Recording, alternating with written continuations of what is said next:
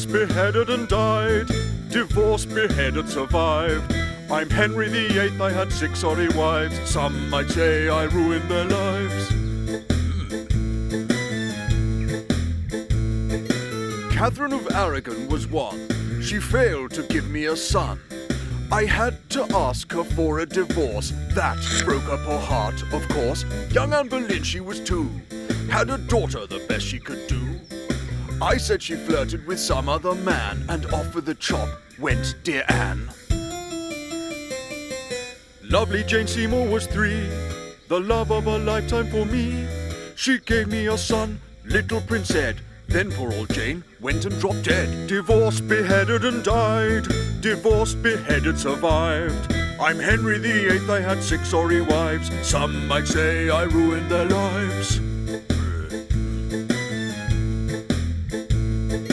Anne of Cleves came at 4. I fell for the portrait I saw. Then laid eyes on her face and cried, she's a horse! I must have another divorce. Catherine Howard was 5, a child of 19, so alive. She flirted with others, no way to behave. The axe sent young Cath to her grave. Catherine Parr, she was last. By then all my best days were past. I lay on my deathbed, aged just 55. Lucky Catherine the last stayed alive. I mean, how unfair. Divorced, beheaded and died. Divorced, beheaded, survived. I'm Henry the VIII, I had 6 sorry wives. You could say I ruined their lives.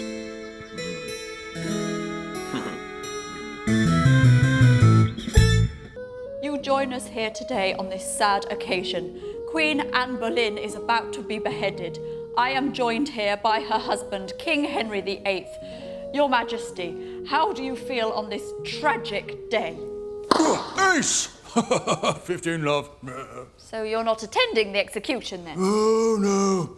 I would have loved to have been there, but I had this game of Tudor tennis booked in the diary. You know how it is. Busy king, countries to rule, volleys to hit. Oh, oh. 30, love. Look at his face. That was out, Your Majesty. Are you absolutely sure? My mistake, good shot. 30, love. Isn't playing tennis while your wife's being beheaded a little bit, well, heartless? Heartless? I have gone out of my way to make things nice for her. Nice? Yes. I ordered the best swordsman in France to lop her head off. Got him in from Calais. Sharp sword, spared no expense. Good clean blow. Boom! Fwah! Head off. And she had a fair trial, despite what people said. Is it my fault that that woman was a witch? Ooh, 40, love. Brilliant. Forgive me, Your Majesty, but to get the executioner from Calais to London in time, didn't you have to order him before Anne's trial? Oh, details. Oh, game, set, and match. Look at that, king wins. King wins, hello. Sire, Anne has now been beheaded. Oh dear. Oh dear, oh dear. I suppose I should go and see the missus. You're going to pay your respects to your late wife. Oh no, not her. The new missus, Jane Seymour. She's a real fox. Bye-bye. Oh, by the way, if the whole Jane thing doesn't work out, do you fancy being queen for a little bit? Tempting. Back to you in the studio. We'll declare war on France on Tuesday, Spain on Wednesday. On Thursday, we'll... Hang on a minute. What's going on here? Henry VIII, Yes. King of England, this is your ring. No!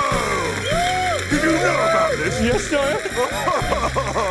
That is a wonderful surprise. Although technically, you still deceived me, so go and have yourself executed. Chop, chop! At once, sire. Look at you. I know that face. Wonderful. Yes. Yes, this is the show where we bring out all your old friends to tell us funny stories about you. And here is our first guest. He's a close friend. He was your Chancellor from 1529 to 1532. No! Sir Thomas More? I don't believe it! Did he know about this as well? I'll kill him. Too late. You already did. You had his head cut off. But we dug him up, sewed it back on, and he is here today. Oh, there he is. Look at him here, good Thomas. You old dog. Our second guest, another close friend. He was your chief minister from 1532 to 1540. Thomas Cromwell? No! There he is, look. He hasn't changed a bit. Neither have your other advisors, Lord Essex, the Bishop of Rochester, Thomas Culpeper, the Duke of Suffolk, or the Earl of Surrey. You had them all executed too. Yeah, look at them. Oh, it's so nice to get the old gang back together, isn't it, eh? All the lads, eh? Few of those. Yeah. And our next guest, perhaps your closest advisor, Cardinal Wolsey. The old Woolster. Oh, here he comes. Look at him there. Now tell us, why didn't you have him executed? Well, he died on the way to prison. Well, a lovely story. Now let's talk about romance. Oh, no, don't. You married 6 wives, and here tonight are the 2 you had executed, Anne Boleyn and Catherine Howard. Here comes trouble. Regrets. Well, yes. Why didn't I have the other 4 executed? I don't know. Well, you can't have everyone executed, can you? Is that a fact? Guards, seize him! No, please! Please, no! Look, Henry VIII, this was your deadly reign! Yeah. There we go. Look at him. His stupid face. No wonder I chopped his head off. Good. Oh, yes. Yes, I'm still a handsome devil. What's this? Could it be that my dear wife, Catherine, has given birth? Oh, she has. Please be a boy. Please be a boy. Please be a boy. Oh, no. Oh, no. Why has God forsaken me with only lady babies? No, I must have a male heir. A queen on the English throne would be disastrous. I mean, girls are too silly to rule countries. It's all my wife's fault. I'm going to divorce her. No, worse. I'm going to drop her from my top 8 on Yibo, and then I'm going to divorce her. Yes, see how she likes that. There we go. Take that to you. Oh, no. Let's put the King of France in my top 8. And he's an idiot. Right. I'm going to have to completely rearrange my friends list now. The Pope. What does he want? Oh, Your Holiness. Hello to you. I thought you were languishing in a rat-infested Spanish dungeon. I am, but it has excellent Wi-Fi coverage. Henry, is it true? You dropped the Queen from your top 8 on Yibo? Yes, it's true. She bore me the wrong kind of baby. I specifically asked for a boy. So I'd like to divorce her if that's okay with you. What? No! No, absolutely not! Well, it's too late. I'm looking on TudorBrides.com as we speak. But Henry, now listen to me. Here's one. Anne Boleyn, Protestant lady, seeks rich, ennobled husband for good times and lots of male heirs, likes beards. Well, I must marry her right away. Henry, the Catholic Church unremittingly refuses your request for a divorce. Oh, really? Well, I'm just going to set up my own church if we're going to be like that. What are you talking about? You can't set up your own church. You need scriptures and a dogma. That is so 1529. You can do it all online now. Yep, there we go. Right, Church of Henry. Yes, that's it. Oh, it's gone. Henry, I implore you, please, think of the implications, the damage it will cause, Henry. Church of England. Yeah, that'll do. Henry, please, listen to me. I'm the Pope. Henry! Henry! Sorry, Your Holiness. I'm the Gotta Pope. go. Email just popped in. It might be from Anne Boleyn. See you later. What does this idiot want? King of France, indeed. Oh, he sent me a virus. Very clever. Well done. Idiot. If you were very rich in Tudor times, then your diet tended to be, well, very rich. Would you like a body like this? I'll bet you would. Well, now you can, thanks to the Henry VIII Tudor diet plan. Out now. Just 7 hours dedicated feasting a day, and you too could have a body to die for. 5,000 calories a day, every day, and 13 courses at every meal.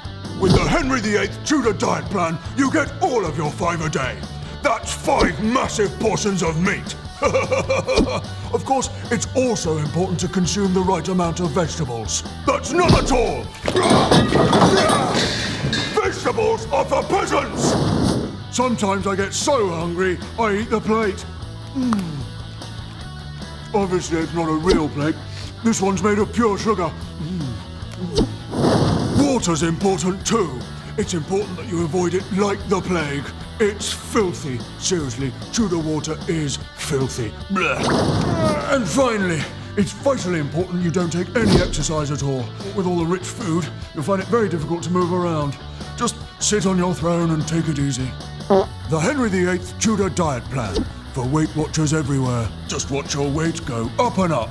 Warning, a rich Tudor diet can cause gout, diabetes and an early death. Hello.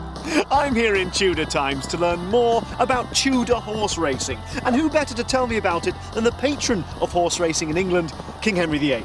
Hello. So tell us about today's racing, Henry.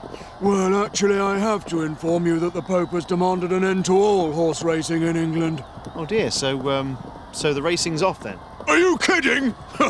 There's nothing I like more than winding up the Pope. No, we're going to have more horse racing than ever. So you're quite a big fan of the sport then? Oh, I can't get enough of it. At the Royal Paddocks of Hampton Court, I have a stable of 200 horses now, from as far afield as Italy and Spain. And does your son here share your interest in horse racing? Oh, good gracious, no, this isn't my son. No, chance would be a fine thing. Wives keep bearing me girls. No, this is one of my jockeys.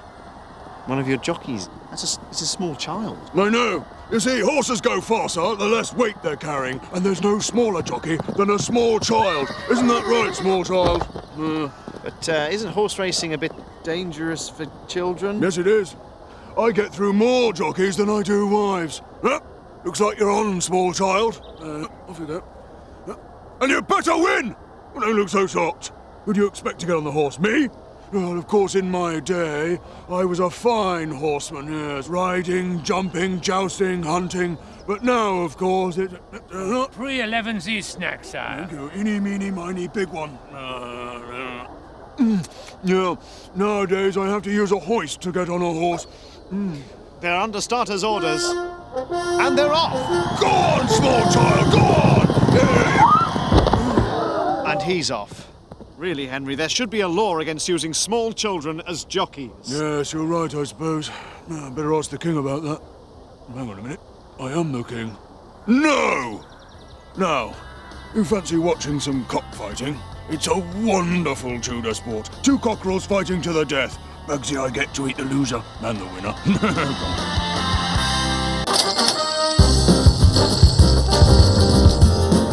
Hello, and welcome to Cash in the Abbey, the show where we help you find hidden treasures in your monastery or abbey and turn them into cash. This week we're in Tudor times, where His Majesty King Henry VIII is hoping to raise enough money for the war of a lifetime with France.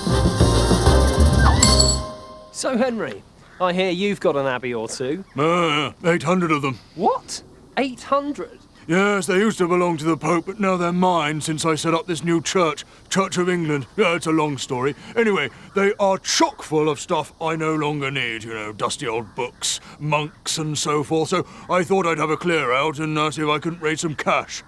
And you've got your friend here, Thomas Cromwell, to help you out. That's right. I sent out a team of experts to every monastery in the land. And according to their report, these monks are rolling in it. You don't think it might look a bit dodgy nicking all this stuff off these men of God? Have you read my report?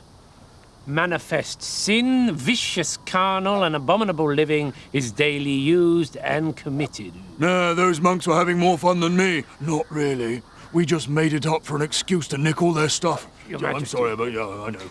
Right then, let's have a rummage.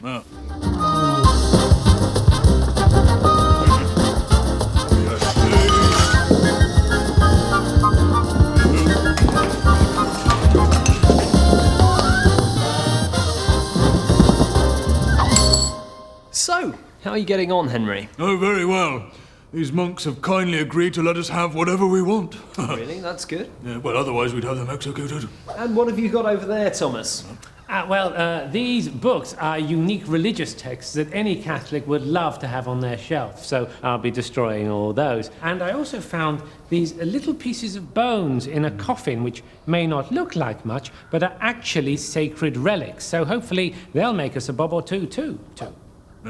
And the best bit, of course, is that they've got loads of land that we can steal and sell to our friends. So you're basically going to leave these monks with nothing but the building they live in?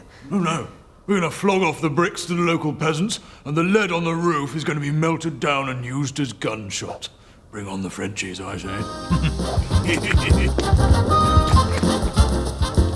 So, Henry, you've managed to cash in all 800 abbeys. You must be pleased. Yes, it's been a life-changing experience for the monks. Well, they shouldn't have done all those terrible things that we said they did. Where are all these beggars coming from? Get out of it. Go on. So, you've nicked all their gold, smashed up their houses, and sold everything off to the highest bidder. But have you raised enough cash for that war in France? Please. Yes, you have. Yes! See you later. Is this stuff all going for free? Yeah, I hope so. 'Cause I had my eye on this for the garden. Guys, can I get some, couple of guys on this end? So the big fat king lived happily ever after. That's nice. Well, I think I'm ready for Betty. And do you have everything you need, Your Majesty? Yes, I think so. I have my little hat in case I die in the night. But I won't die in the night, will I, Chamberlain? No, Your Majesty. You're in great shape. But best take the crown. That way, if you do die, which you won't, then everyone in the afterlife will know you are a king. And I have my royal bottom wiper in case I need to go for a poo. Good evening, Your Majesty. Assassin! That's just your royal bottom wiper, sire. Oh, yes. Yes, I knew that. Well, I shall bid you good night, then. No. Oh, Chamberlain, brick up the door on your way out, will you? Don't you mean shut the door, Your Majesty? No. I want to have it bricked up from now on. Call me an increasingly mad and paranoid old fool, but anyone could wander in here and murder me in my sleep. I mean, only the other night, I found a man hiding at the end of my bed. That was me, Your Majesty. There he is again! That's just your royal bottom wiper. Yes, I knew that. Well, anyway, anyone can wander in. But if I have a brick wall built right across my bedroom door every night, I shall be as safe as houses, won't I? I've already booked a builder. Yeah. That's a very wise and sensible precaution. Good night, Your Majesty. Good night, yes. Chamberlain! Your Majesty? Am I to starve to death? Bricked up in here without so much as a snack to get me through the night? I'm so sorry, Your Majesty. Ah, that's more like it. Deep-fried boar stuffed with venison. You called, sire? Assassin!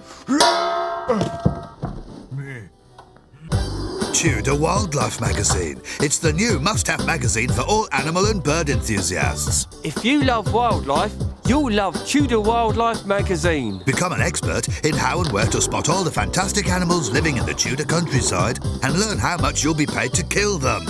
Excuse me? Paid to kill them? That's right.